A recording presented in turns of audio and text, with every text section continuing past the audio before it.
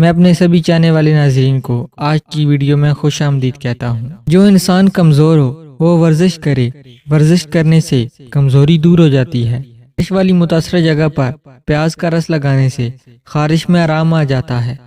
دوپہر کو گنے کا رس پی لیا کرو، آپ کی آنکھوں میں کشش آ جائے گی۔ نیم گرم پانی کا استعمال کرنے سے ہارٹ اٹیک سے محفوظ رہا جا سکتا ہے۔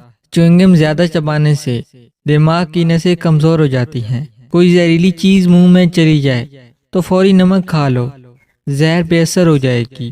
کوئی زہریلا کیڑا کاٹ جائے تو ہلدی لگانے سے زہر اپنا اثر کھو دیتا ہے۔ بالوں سے خشکی ختم کرنا چاہتے ہیں تو ایلو ویرا کو پانی میں گھول کر اس سے سر کو دھو ڈالیں، خشکی ختم ہو جائے گی۔ رات کو کھانا کھا کر فوری مت لیٹیں ورنہ کان جلدی بہرے ہو جائیں گے۔ کمر درد سے چھٹکارا پانا ہے تو دودھ گرم کر کے اس میں تھوڑی سی سونف ڈال کر پینے سے کمر درد ٹھیک ہو جاتا ہے۔ دودھ میں مکھانے ملا کر کھانے سے 70 سال تک تمہاری ہڈیاں محفوظ رہیں گی۔ آئرن کی کمی دور کرنے کے لیے گوبھی اور پالک کا استعمال کریں۔ گرم پانی میں کانچ کے برتن ڈبونے سے کانچ کی جڑی ہوئی برتن کھل جاتے ہیں۔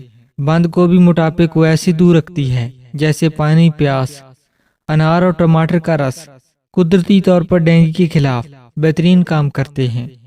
پیٹ کی چربی ہارٹ اٹیک کے خطرے کو بڑھاتا ہے۔ کھانے کے بعد پانی نہ پینے والے لوگوں کو تذابیت کی شکایت کم ہی ہوتی ہے۔ مٹی کے مول میں کام کرنے والوں کے پھیپھڑے جلدی خراب ہو جاتے ہیں۔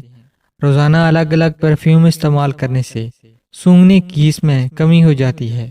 خون کی خرابی میں انار کا رس استعمال کرنا بہت فائدہ مند ہے۔